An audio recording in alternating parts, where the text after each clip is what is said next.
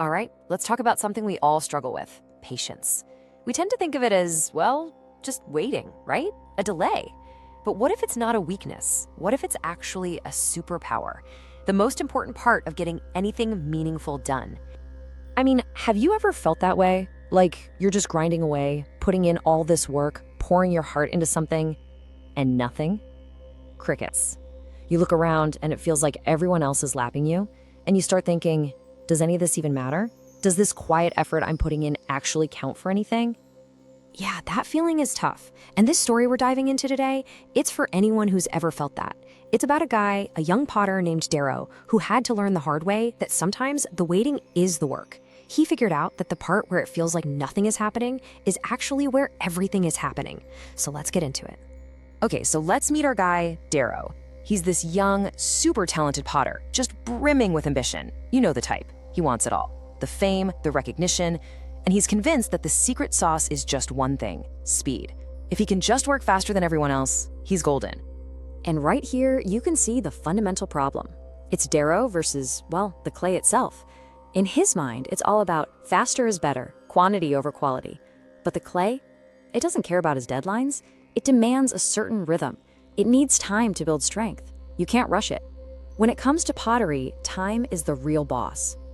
And you've got his dad, who used to be the best potter around, trying to tell him this. Son, he says, clay only listens to time. Rush it, and it's gonna break. It's so simple, right? But Darrow, he's not having it. He thinks the old ways are too slow for this new world. He's about to find out just how wrong he is. And, yep, here we go. The results of all that speed. His workshop basically becomes this museum of failure. Cracked pots, broken handles everywhere. The very thing he thought was his secret weapon, his speed, is actually sabotaging everything. So this is where things get really interesting. The big annual Harvest Festival is coming up. And for Darrow, this is it. This is his shot. This is where he's going to show the whole town, his dad, everyone, that his fast and furious method is the future. And what's his goal? Not 10, not 20, 100, 100 pots. It's a crazy number, right?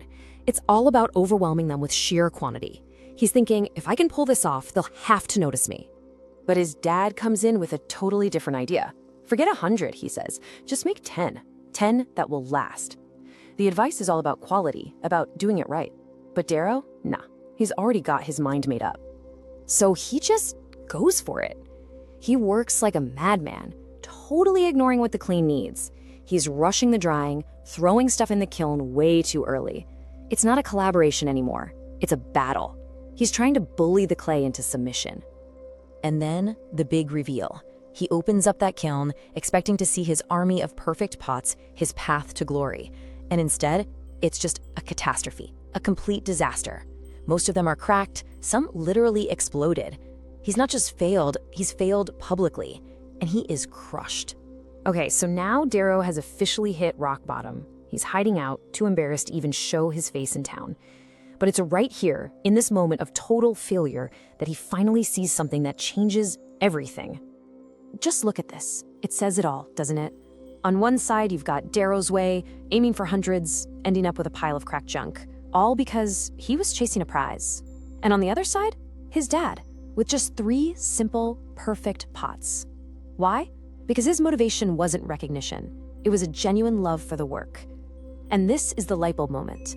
Less done right is so much more. So Darrow finally goes to his dad and asks, why isn't all my hard work paying off? And his father just hits him with this incredible piece of wisdom.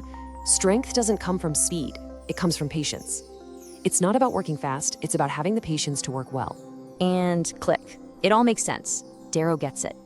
His dad wasn't in a hurry because the process was the point. The reward wasn't some prize at the end of the line. The reward was the making of the thing itself, the love of the craft. So Darrow goes back to his workshop, surrounded by all his broken pots. But this time, he's not angry. He's calm. He's ready to just start again, for real this time. And he develops this whole new rhythm. He shapes the clay carefully, he sets it out to dry, and then, and this is the absolute game changer, he walks away. He learns that waiting isn't just sitting around. It's a crucial step. It's giving the work the time it actually needs to become strong. His dad sees the difference and says, "Wow, the clay finally listens to you." But Darrow's response is just perfect. He says, "No, father, I finally learned to listen to it." You see that? He's not trying to dominate the clay anymore. He's partnering with it. So, fast forward a year. It's time for the next festival. But this time, Darrow's approach is completely different. No crazy goal of 100 pots. He just brings a few, the ones that were actually ready. He's not even trying to win. He just wants to share his work. And you've got to love the irony here. People are blown away by the quality. And when the judges announce the winner, it's him. They praise him for his patience. The one thing he used to fight against is the very thing that brings him success. So what does this all mean? It kind of redefines patience for us, right? It's not this passive thing just sitting on your hands waiting. No, it's an active discipline. It's about showing up every single day and trusting that all that quiet, unseen work is actually adding up to something. So, what's the big takeaway for you and me? First, trust the process. It's so important. Be consistent, even on the days you don't feel like it. Have faith that your quiet effort will pay off. And always remember, what grows slow lasts long. And this really sums it all up. Darrow's big epiphany. He used to think patience was just doing nothing. But now he knows it's about doing the right thing consistently for long enough to actually see it grow. It's not about waiting, it's about working correctly over time. So I'll leave you with this to think about. What are you building in your own life?